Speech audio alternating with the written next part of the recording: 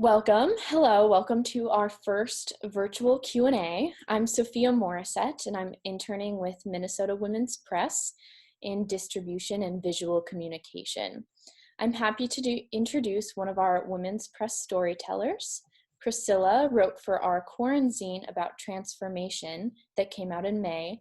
She is an undergraduate student at the University of Minnesota studying sustainable systems management, and her mission is to bridge food systems, ecology, and communications in pursuit of a sustainable future. Our moderator for this Q&A is Sienna, who is a contributing writer and social media reporter for Minnesota Women's Press. She's currently working with the Asian American Organizing Project as part of their Gender Justice Research cohort, conducting research on LGBTQ allyship in Asian American communities. This Q&A discussion is an important part of the climate content that Minnesota Women's Press has created this month.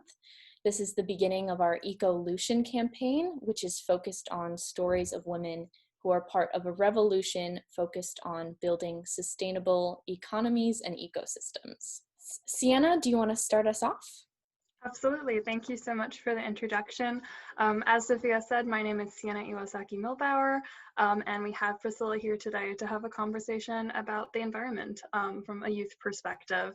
So my experience in environmental activism usually comes through organization work. I've worked with MN350 in the past and also with Sunrise, but I know, Priscilla, that you work a lot on sustainable food cultivation. So I was wondering if you could tell me about your work and specifically explain what static hydroponics is.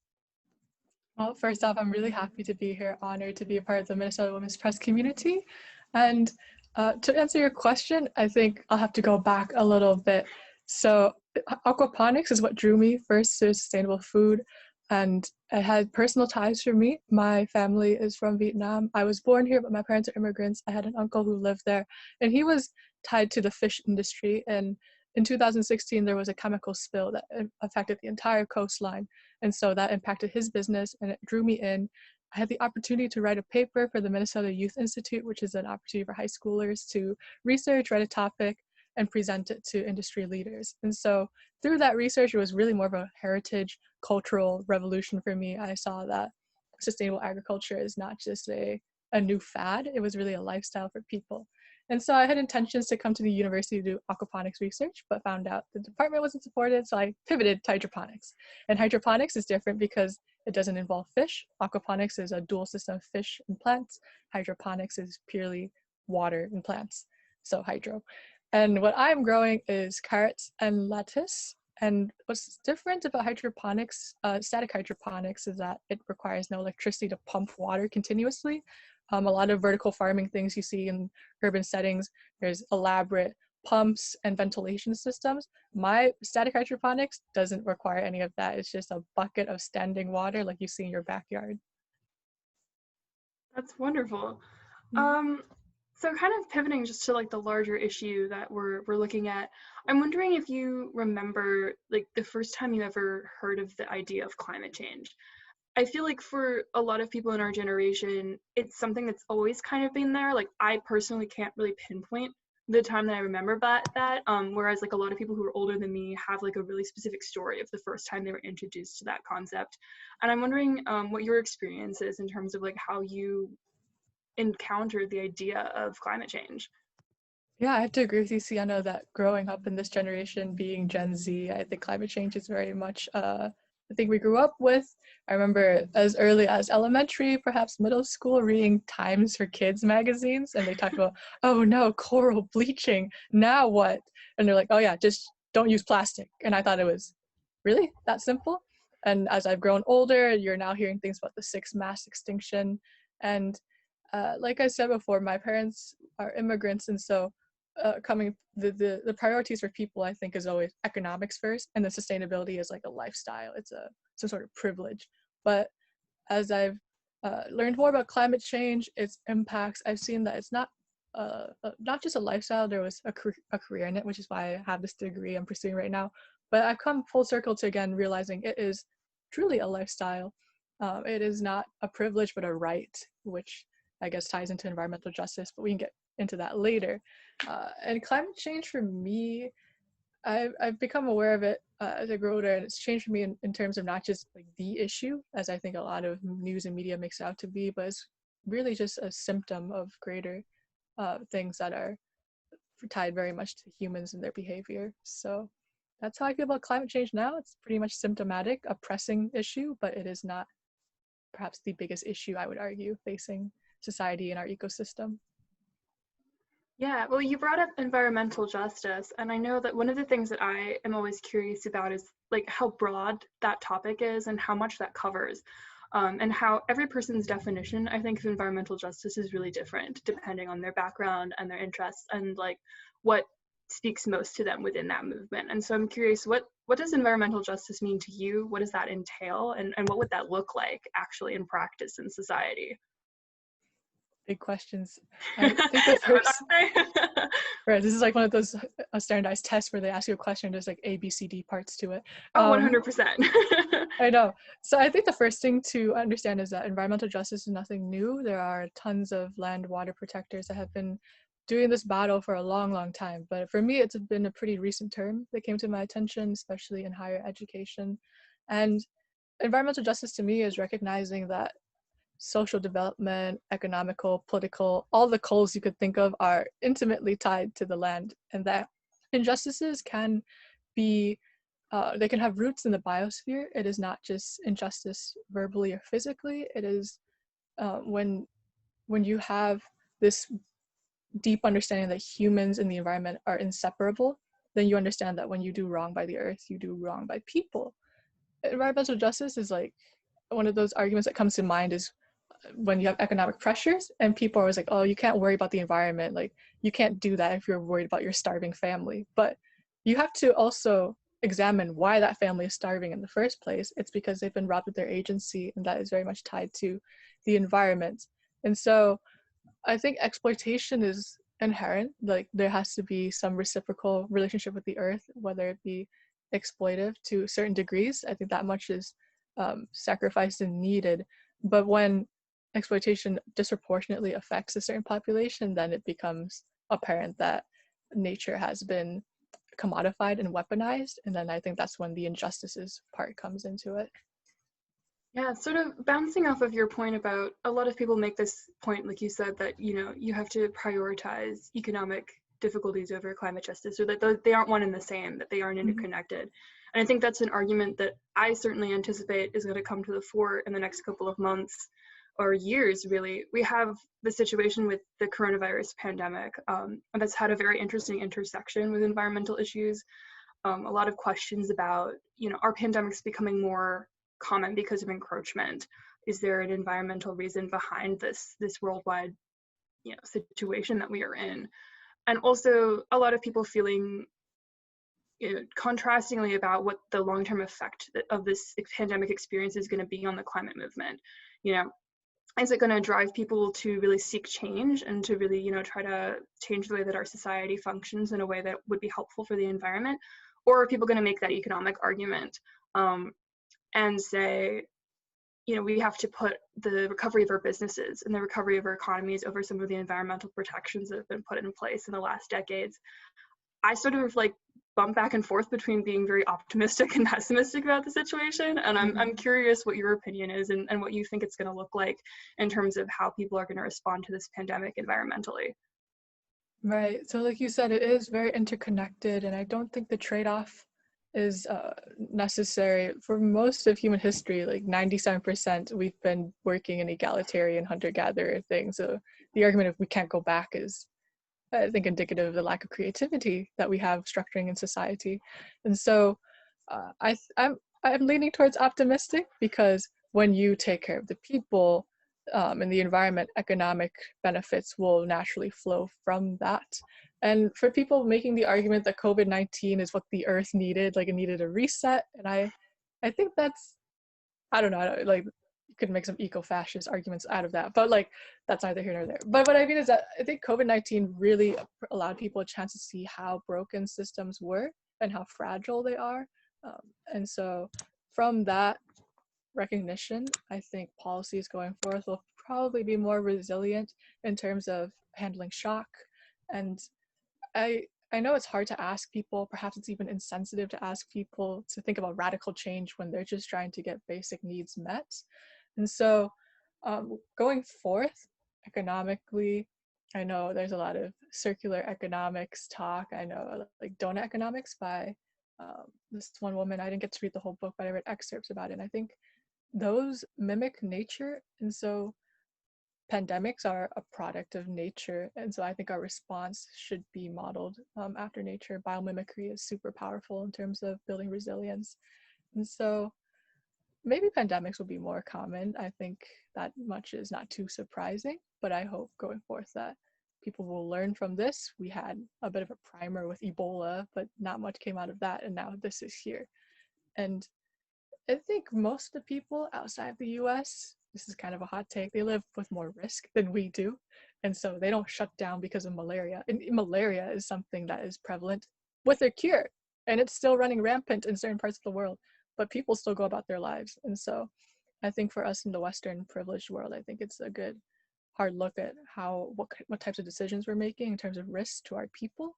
And then that will probably shape attitudes towards the environment. I think a lot of environmentalists also are waiting for this hard reset, and I think we don't have to wait. I think a lot of people are thinking of this impending doom apocalypse on the horizon, but we're already living through that. We're already in the process. There is no more waiting, and there's tons of work being done right now with hubs of activists and people doing things to build up their community. So I'm pretty optimistic.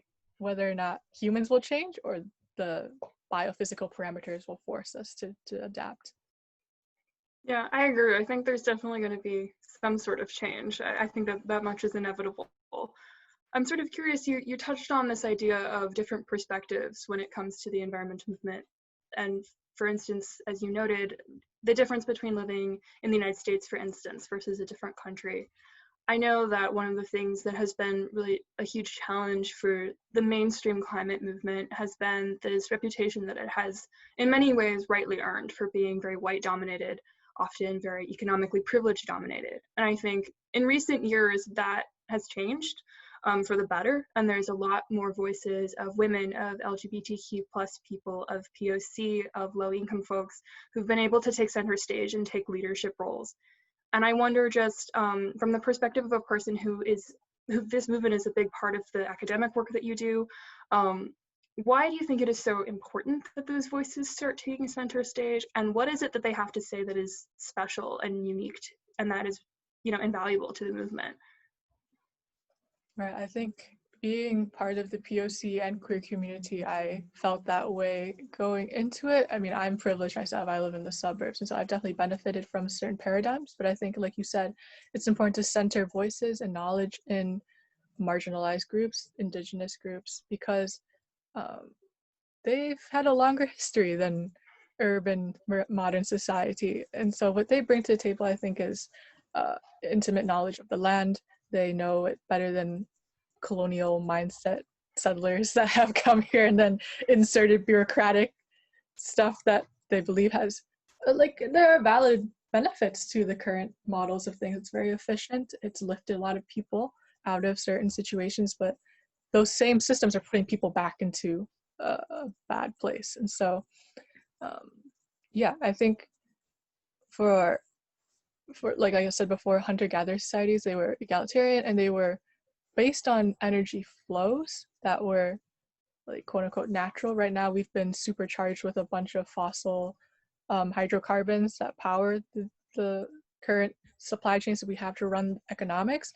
But when you have indigenous knowledge, you understand that energy flows from the sun and the earth. And so with that energy lens, I think environmentalists could adopt that as well, because a lot of environmentalists can push for the Green New Deal, right? But even the Green New Deal is growth focused. They're like, green energy equals green growth. And that sentiment of growth is such an oxymoron in some senses. So when you have people who have different ways of being, different ways of viewing the world, I think that really opens up a lot of creativity for what can shape the environmental movement, so that it's not just certain like standards being upheld by a certain group.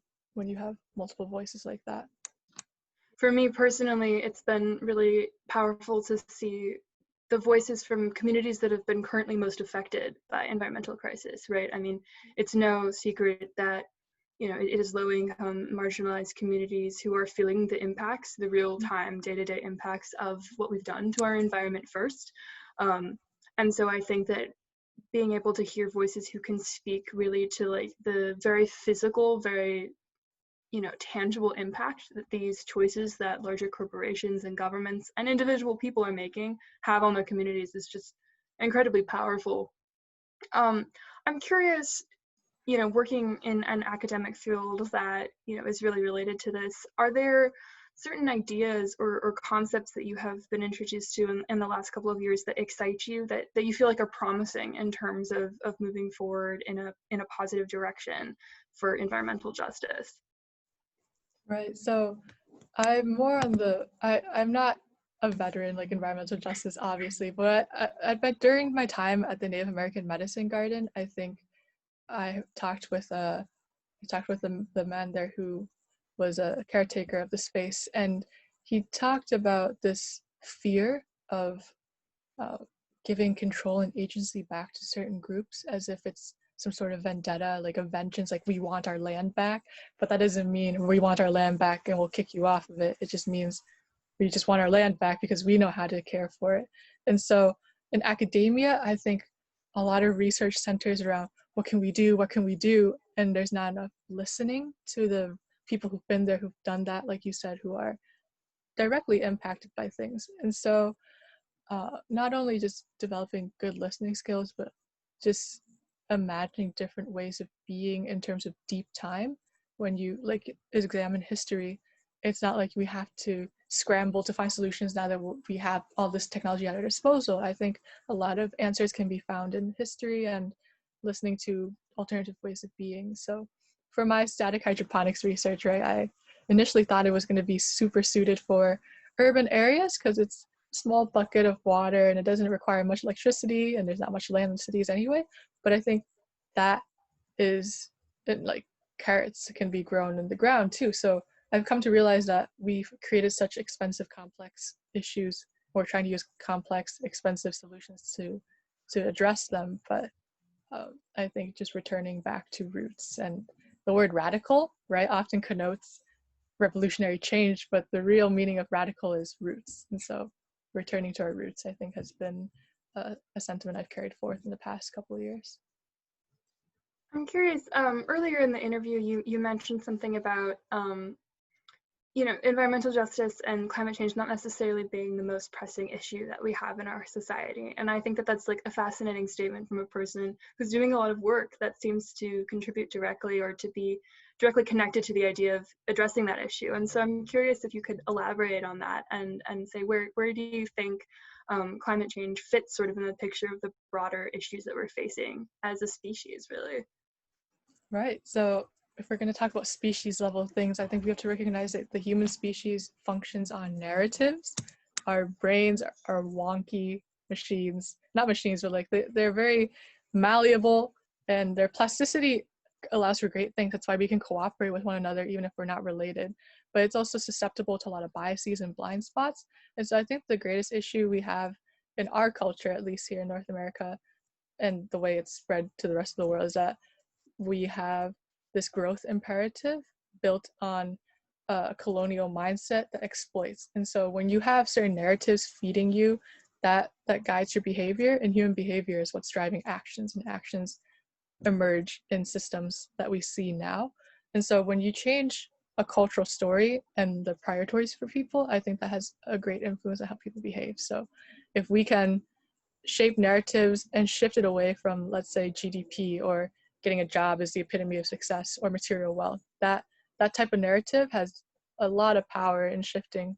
If you look at past movements too, like LGBTQ movement, you think of equality, right? Love is love. Simple things like that catch on, and it just seeps into people's mind and normalizes things. Humans are social creatures, right? So we're going to shame someone if someone does something wrong, or we're going to really like positively enforce something if it benefits us. And so capitalizing on that social nature of humans, I think is a great way to spread ideas and normalize things in cultures that are beneficial for not only us, but all sorts of people and for the rest of the ecosystem. In terms of climate change, climate change is a big issue, but again, it's just an emergent property of us burning a bunch of fossils in the ground. So if we didn't have that desire to burn stuff to make stuff, that wouldn't have happened. So I think it really comes down to simple decisions that we make that is based on narratives we create.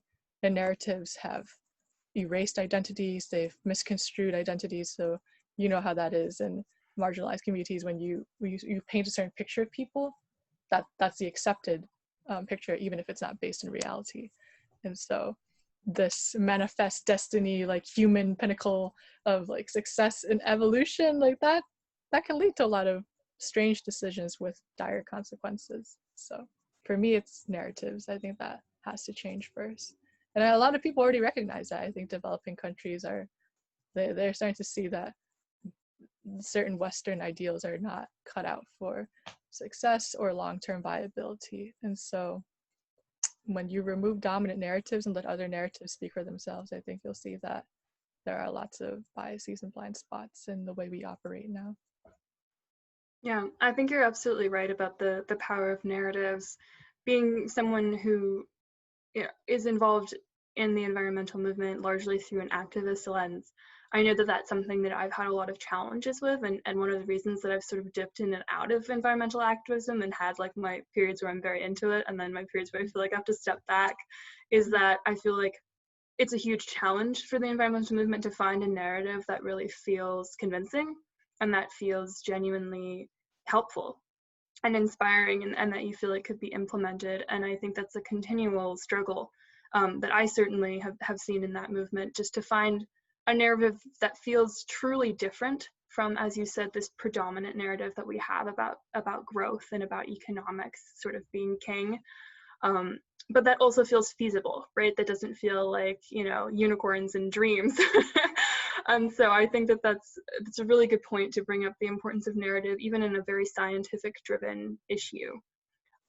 Sort of thinking about narratives, I'm wondering, I've seen recently a lot of comments about we have 12 years to fix this, right?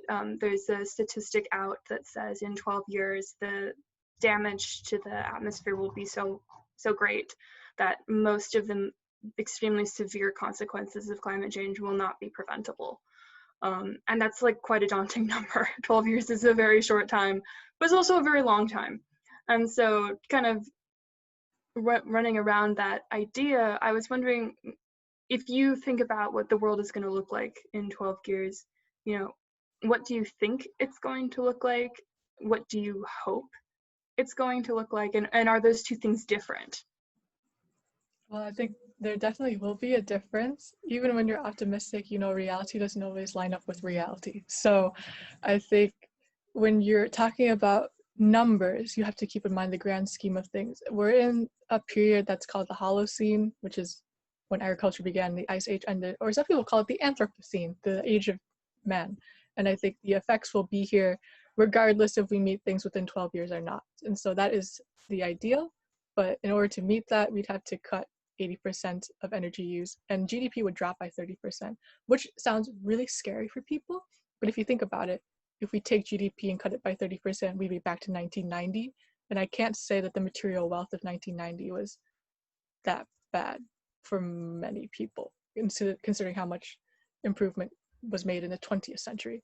And so when you think about perspectives like that, and you're trying to craft narratives for people, it's not about sacrifice, like doing with less. You gotta live a minimalist lifestyle. If you're not being a vegan, you're being a terrible person. I think that type of stuff is not productive or effective. I think when you talk about numbers in the future, it's just realizing that most things in life are free and that there are diminishing returns to wealth and economic growth, and incorporating that into narratives with over the next 12 years. I'm hoping 12 years from now, people will see that top-down change is not going to be sufficient and that communities will start doing things on their own terms, regionally contextual solutions, because we see it in international protocols there's always this one size fits all thing, and I don't think that's been effective. And so regional pushes, I think, are going to be a big deal.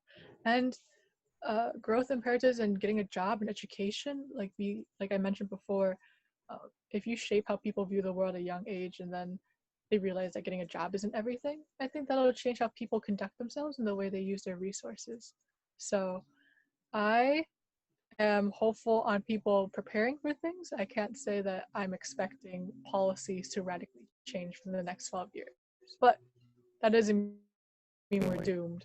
Just think about how many millions of years left we have ahead of us as a species, considering we're big mammals, and big mammals have lasted for a while.